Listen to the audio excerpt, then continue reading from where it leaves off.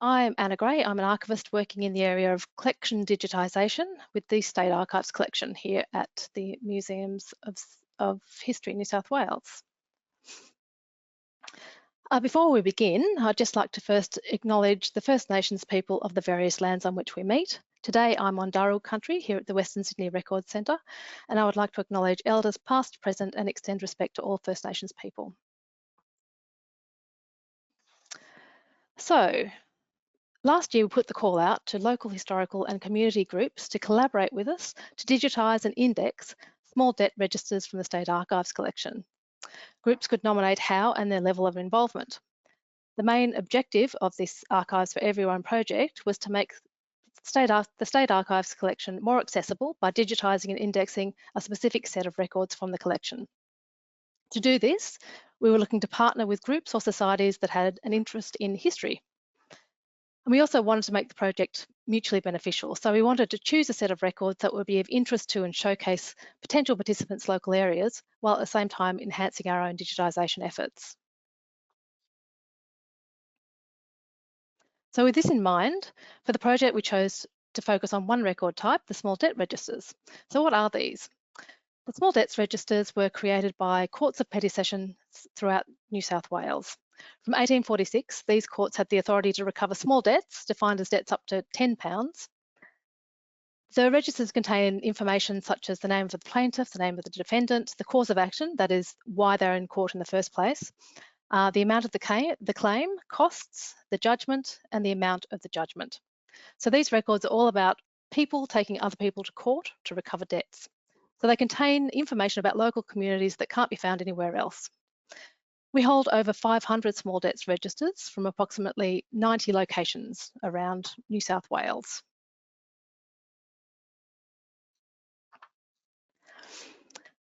So to start with, we contacted local history groups and invited them to a Zoom meeting, telling them all about the project and wanting to give them an overview of what would be involved. We invited them to express their interest in being involved via a web form that was on the Museums of History website. And that's what you can see on the screen right now. Here they could nominate the court or location they were interested in and indicate how they wanted to be involved. So they could either come to the Western Sydney Records Centre and do the digitisation themselves and then index from the digital content that they created, or they could just opt to index. And in this case, we would organise for the volumes that they nominated to be digitised by our internal digitisation staff, and then they would index from the digital entities that we created. Through this process, we had 14 groups express an interest in being involved in the project, so we were pretty pleased with that number. So to start with, all the volumes that were nominated had to be assessed by our conservation team, and anything that required conservation had to be worked on before they were digitised. So these are some examples from the Penrith Small Debt series before they had conservation work. You can see they are looking pretty tatty and unloved. And this is what they looked like after conservation had worked on them and they were ready for digitisation. So in this case, Japanese tissue was used to stabilise the fragile areas of the volumes, making them easier for handling and the pages less vulnerable to further damage. New enclosures were also created for those volumes that needed it. The 14 groups involved nominated over 225 volumes for digitisation and indexing, and these came from over 40 localities or courts. Most groups were only interested in doing the indexing portion of the project, especially since some of them came from areas that weren't very close to the Western Sydney Records Centre. However, we did have some volunteers, so 5 groups that came to the Western Sydney Records Centre to actually digitise the volumes that they nominated themselves. So pictured here are 2 members from the Nepean Family History Society digitising a volume at the Western Sydney Records Centre.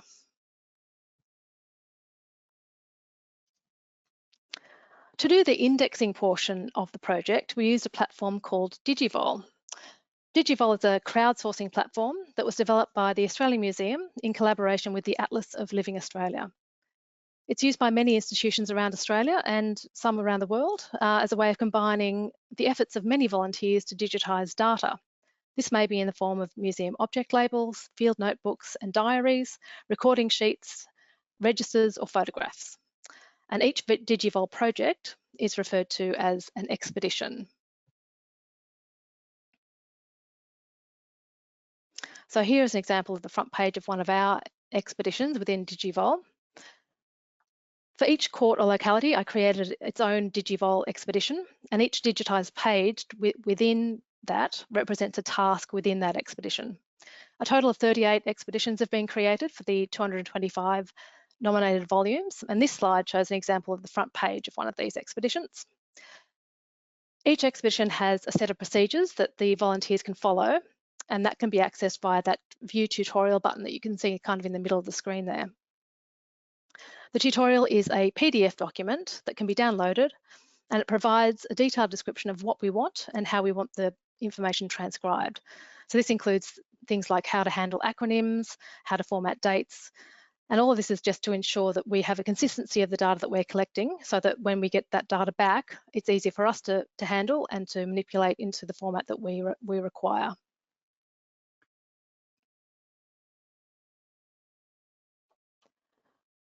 So each task represents a page within the volume, and it looks a bit like this within the Digivol platform.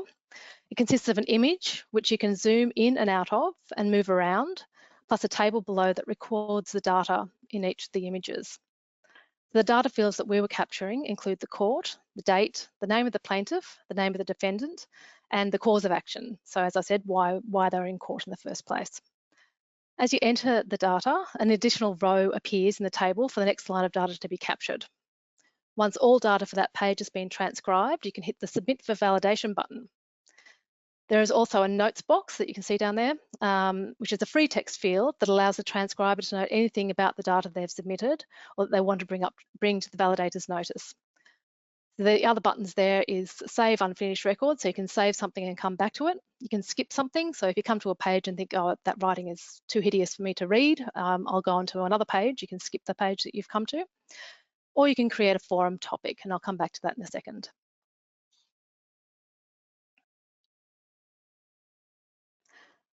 So this is what a page might look like once the data has been entered for that page. And once you hit the Submit button that we saw on the other page, all the data that is created has to go through a validation process. So this, as I said, is an example of a completed page, and you can see the details of each entry have been captured in the table. And there's also a note from the transcriber to check the plaintiff's name in line 2. So you can see that down in the transcriber's notes there. Now the buttons at the bottom of the page have also changed. There's now a Submit for Validation button, another Save button, and a Skip button if the validator finds that page too difficult. And there's also the Create Forum Topic button. So there's also, in addition to the transcriber note panel, there's also a validator note panel. This is for the validator to describe any changes they might have made that they want to bring to my attention. And then once the validation has been completed, they can submit for validation, and then the page will appear to me as being complete. So in terms of communication with the Digivol volunteers, this is done through forum topics. This allows the volunteer to write a message referencing the page they are transcribing. So when this happens, I get an email alert when their query is submitted, and I respond via the forum. All the people on the expedition can see these messages and can follow any updates from me or any queries from other volunteers. So it's a really good way of just getting to know what other people are doing and other problems people may be having, and just to talk to each other about what they're doing within the expedition. Following the completion of an expedition, I export all the data that's been created. Then I do some final checks, and then I upload the collated data as an index into Axial, our collection management system, and I also upload the images to Rosetta, our digital asset management and preservation system. These images are then mapped to the index entries, and then we publish these via an online access, which can be accessed by the public on our website. So the online index is the result of all the hard work that these volunteers have been doing. So to find the online index for the small debts registers on our website, you can navigate to the front page of our website and then click the subjects A to Z, so you can see those circled there, either of those links. And that will take you to a list of all subjects in alphabetical order. The small debts index is listed under C for courts, so not necessarily S for small debts, but courts, lower courts. So anything related to courts is in this section of the website. And then here you click on the indexes icon, and that will take you to a list of all the index related to lower courts, and which includes the small debts registers, which you can see down the bottom there. So then you can click on that, and that will take you to the front page of the index. An alternative way of searching for the small debts registers is to just do a general search on our website. So choose search in website rather than in the catalogue. And this should give you search results for the small debts registers index. So both methods will get you into the index. So when you've done this, so this is what you'll see, something along these lines. This is the front page of the small debts register index. Then under the index title there, you can see a search box, which allows you to search the index. Plaintiff and defendant names are searchable, court localities and the causes of actions and dates can all be searched here. The results of your search are listed, so you can see that list there that I've searched for services rendered, and that's the initial panel that I got when I searched that category of cause of actions. And all the entries for that associated search can be listed there, and then you click on that details link on the right-hand side, and that will take you to the actual entry for that particular line in the index.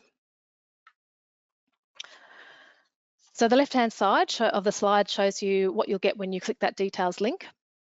You can then click the thumbnail image, which is above the details panel, to access the full-sized image of the page the entry appears on. So I've highlighted the entry of the page that refers to the entry on the left-hand side there. You can see Samuel Byrnes and Garnet Roach. So that's that one-line entry, and that's what the index information looks like on the website.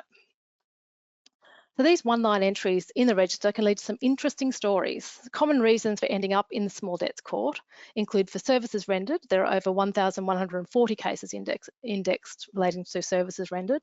Goods sold, over 15,900 cases. Unpaid rent, over 900 cases. Unpaid work or labour, there's over 1,800 cases of these in the indexes that we've indexed so far. The cause of action in the example shown was not as common. So this cause of action was malicious injury. Only 5 cases at this point have been indexed with malicious injury as their cause of action. So I thought this was quite interesting, and so I went to Trove to see if there was any newspapers from the time that could provide any insight into this particular case. And this is what I found. It's a newspaper clipping from the Nepean Times, dated the 14th of March, 1885, and it describes the details of this case. So this is, as I said, Samuel Byrnes and Garnet Roach. In this case, defendant was sued by plaintiff for damage done to a well on his property by defendant's sons, 2 little boys named William and Edward, about 5 and 4 years old respectively. The plaintiff's evidence was to the effect that the boys in question, in company with another boy named Burgess, had by throwing a lot of boulders into a well, which was 40 feet deep, rendered it useless until cleaned out. The well in question was some 50 yards from a house occupied by Mrs. Pateman and was not well protected. Mrs. Pateman swore that the 2 boys, with young Burgess, had done the damage, and that although she had a number of children, hers were inside at the time.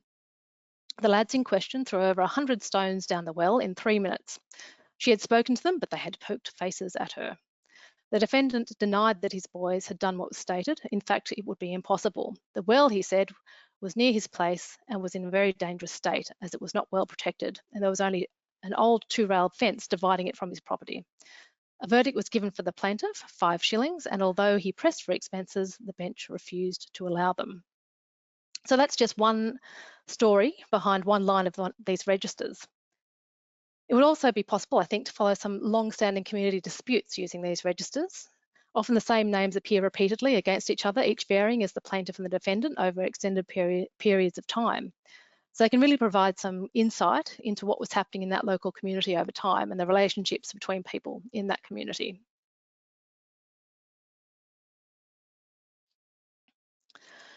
Over the course of this project, 18 of the 38 expeditions have been completed so far.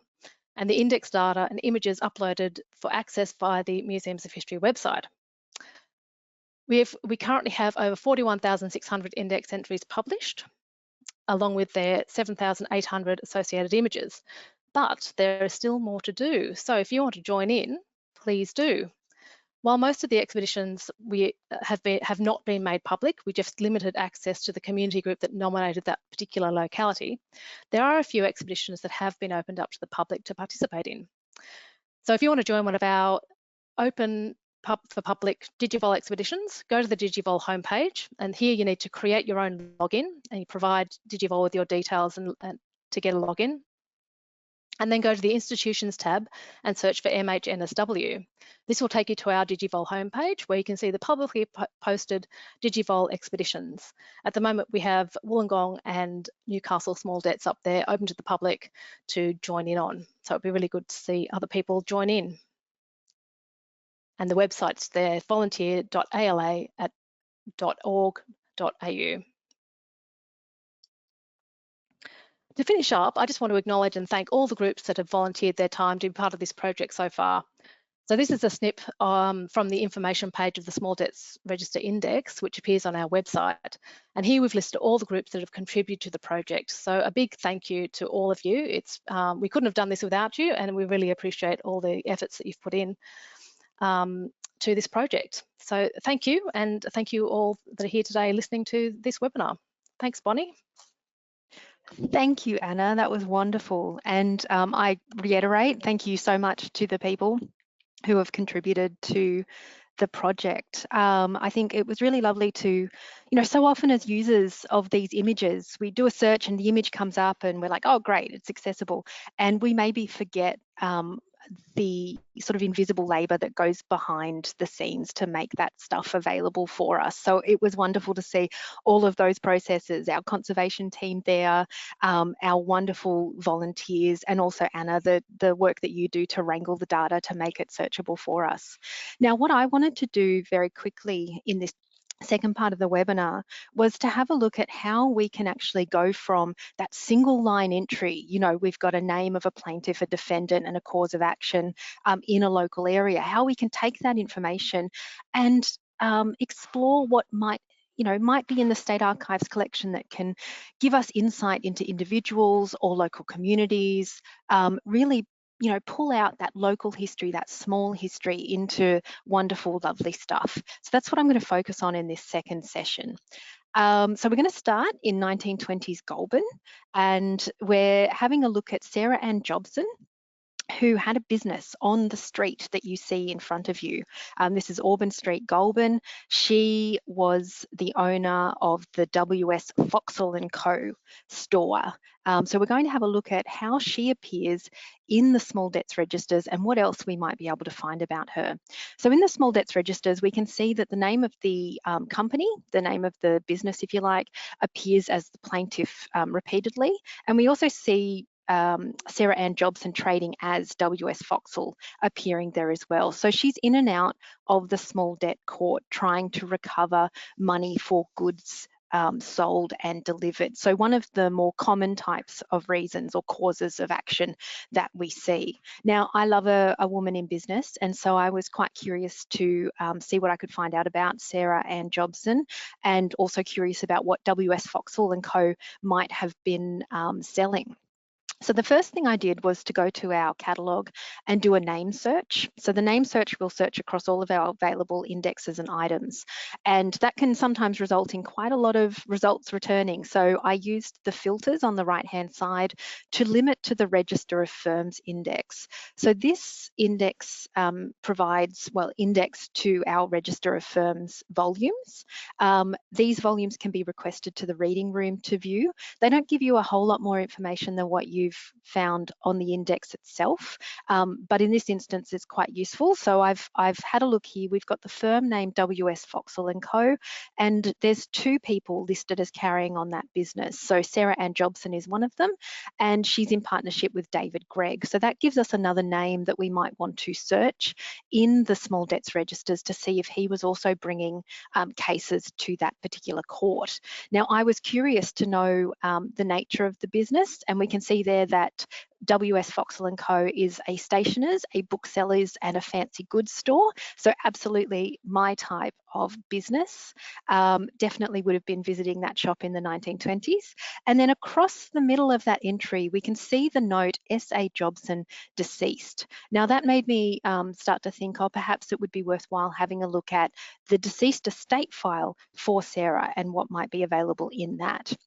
So I removed the filter for the Register of Firms and filtered to the Deceased Estate Index. So the Deceased Estate files are records produced by the Stamp Duties Office. They are taking a look at the estate of the deceased person and working out how much death tax needs to be paid. These files are indexed in our catalogue, so you can do a name search to find them. You can request them to the reading room, and there is also a copy service attached to these particular files if you wanted to order copies. So this gives us lovely detail around how Sarah was operating her business. And that's why I've come to this file. I'm interested in how she's operating the business and whether there's anything about the small debts in here. So we get some really lovely information about the furniture that was in the shop. So she has music shelves and a safe, and she's got an office desk, and there's some wicker chairs, and there's a cash register and a cedar cabinet and some mirrors, you know, really gorgeous, you know, material stuff. We can start to imagine what that shop may have looked like. And what we also get, it's gorgeous, is a list, and it's a long list of all of the inventory in her shop. Now, we can see that she had a great number of books available in the shop, and we have information there about how much they've been valued at and how many, what kind of quantity she had on stock as well. So I think there's something lovely that we know we could have gone into Foxall & Co and bought a complete volume of Shakespeare, or we could have also bought Mrs. Beeton's or the Common Sense Cookery books. So it's giving us a glimpse into what 1920s life was like in Goulburn. This shop, the contents is vast. If you want pencils, you can go see Sarah. If you wanted, you know, a clarinet reed or violin strings or wedding cake boxes, she's the person to go and view. So really lovely stuff in this particular file. Crucially though, when we think about our small debts, it's interesting to see that she was running a number of accounts. So this is where individuals have an account with her. So we've got lists of names of people who had newspaper accounts, who had magazine accounts, and who had goods accounts. So this is all money owing to the estate. So from a local history perspective, lovely to see these lists of names, but it also gives us a sense of, it was fairly easy perhaps to start to accrue debts that may have seen you in the small debt court if you're suddenly unable to pay. And that is what we see. So the deceased estate file addresses the issue of the bad debts that Sarah Jobson had. So the bad debts amounting to £50, as shown on the statement prepared by the Goulburn accountant, are, to the best of my knowledge and belief, impossible to recover.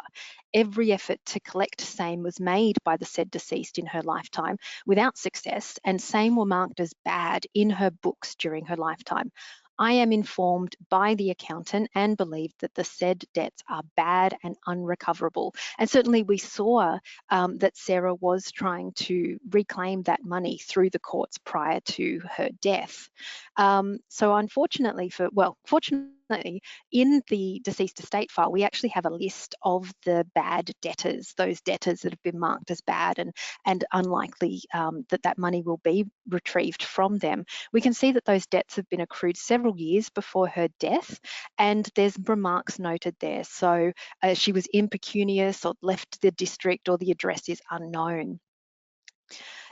It then falls on the executrix to actually reclaim the or try and track down that money. So instead of seeing Sarah Ann Jobson, we've now got Gertrude Young, the executrix, as the executrix of the estate, going through the small debts, trying to recover that amount. And some of those names that were in the deceased estate file as the bad debtors, we can see there in the small debts register entry. So C. Callahan, who had £10 owing.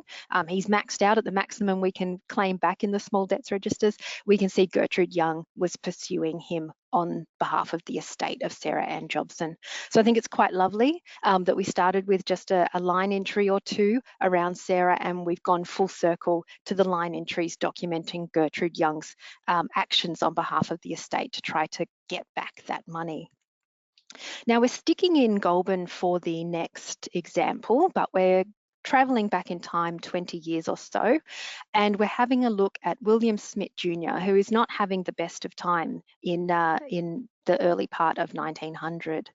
So there were two entries that grabbed me as I was sort of browsing the index. The first entry that we have here is Edward Francis Thomas brings a case against William Smidt Jr.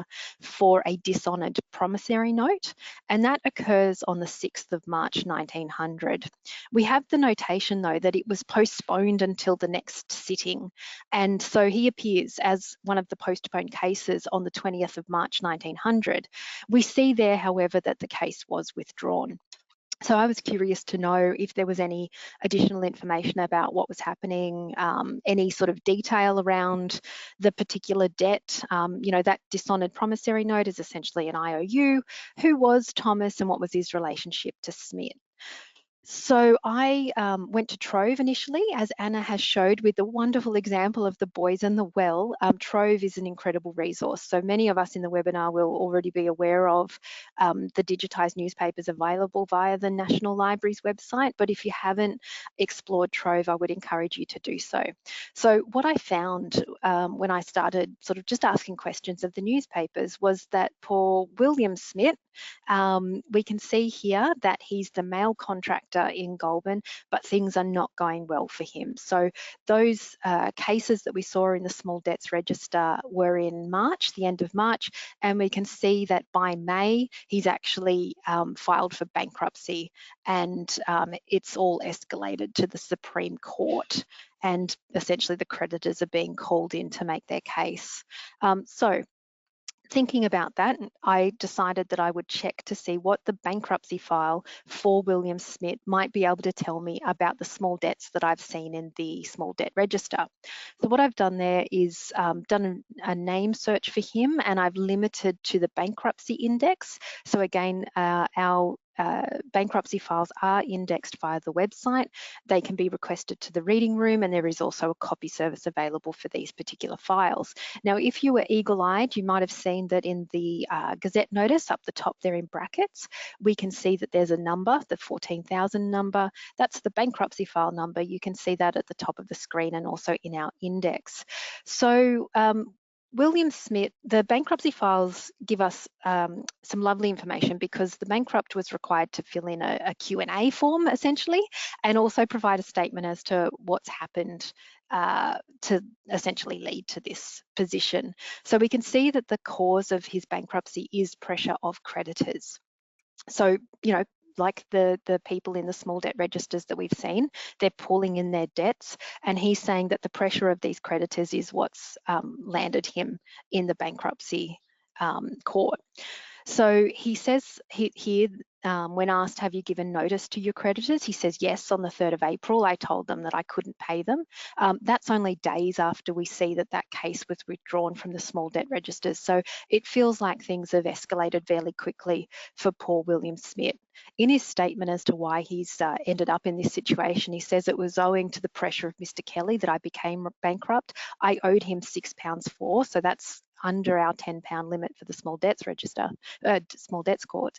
And I offered him £3.10, but he refused. Had he accepted that, the other creditors wouldn't have pressed me. So it sort of all cascades upon him. One person is calling in the money and suddenly everyone wants theirs as well. So the bankruptcy file will give us a list of unsecured creditors. It's arranged alphabetically except for where the creditors are owed more than £10 and they get popped up the top. So we can see that Mr. Wright, who is a coach builder in Goulburn, he heads the list despite his W status because he's owed a whopping £18 for money lent. And then the list is alphabetical after that. So the person that we saw in the small debt register was E.F. Thomas. He's listed as number 10. on this list, and we can see that he's actually a solicitor in Goulburn who contracted or lent the money to William in January of 1900. So William only had that sort of debt standing for a couple of months before Mr. Thomas called it in. This is also lovely because it's giving us a sense of the people that William was dealing with. So we can see a number of blacksmiths there, storekeepers, labourers, and of course a couple of coach builders as well, which I think makes sense given his occupation as the male contractor. We also see in the file, again, some more information that gives us some context to what we're seeing. So Miss John Kelly, who pulled in that debt of £6, he gives us the information that William was an occupying tenant of the shop and dwelling, situated at the corner of Auburn and Citizen Street. So where we've just left Sarah on Auburn Street, we're back there again. And essentially he hasn't paid the rent. Kelly has, however, noted when he has received payment.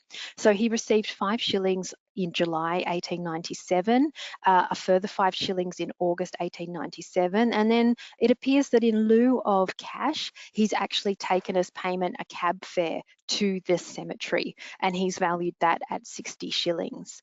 On the right-hand side, you'll see the notice DR to GT Taylor, that's debtor, to GT Taylor.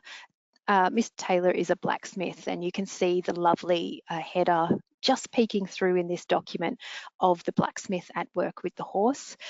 This, I think, was lovely when I saw it, to just think about how often William Smidt was having to take his horse into the blacksmith. You can see numerous dates each month, and we also get a sense of how costly that would have been as well. I think really gorgeous, lovely stuff coming through in here. So the final example I just wanted to have a look at was to, so we've had a look there where we've got Sarah and the goods sold. We've got poor William Smidt with, the creditors pressing on him, and it all collapses into bankruptcy. Another one of those main causes that we saw was for services rendered. And so I was a bit curious as to the professionals that we were seeing in the index, people who were having to chase money for the professional services that they've rendered. And you can kind of, it makes sense during this period where if you need a doctor, you just get a doctor in and then you worry about the payment afterwards. It's that kind of situation, a bit different to going and buying the full and complete book of Shakespeare from Sarah Jobson. So I then wanted to see if I could put a face to a name. We're lucky enough to have this wonderful series, NRS 9873, which is photographs of doctors. The doctors were required at the time to submit a photograph and signature as part of their registration process. And we have digitised this series and made it fully available through the online catalogue. So I thought it would be lovely to have a look at some of these doctors who were toiling away in their local communities and then chasing their patients through the small debts courts. So this is Dr. Casperson, Edward Casperson, and he was a doctor. You can see a number of entries for him there, operating in the Wyalong area. We have Richard John Leeper, and again, a number of entries for him. For chasing fees for medical attendance. He was a doctor in the Lithgow area. And then we've got Sydney George Eyston, only a couple of entries for him in the 1920s. He was a doctor in the Picton area. And we can see there that there's the defendant S.A. Hill in 1926 for professional attendance. And we see that same patient again in 1928. So it does start to, get you to ask questions of the relationships in those local communities and what it was like. Did you have to cross to the other side of the street when you've just been taken to court by your local doctor? It's lovely to think about, I think, and to highlight these small histories and these local histories. Now, there's many, many, many more doctors that you can find both in the small debts registers and in our photographic series. So if you wanted to explore for doctors in your area, go and have a look. And as Anna said, we haven't indexed and digitised all of the small debt registers yet. There's still a lot of work to do, but I just wanted to take a few examples, take a little bit of time and just show you how we can take these single line entries, you know, it's a couple of names and a cause, and really open up the stories behind the entries there. So see these, see the information here, I think, as a potential starting point, and just be curious about what they're telling you. Just ask the why of what you're seeing.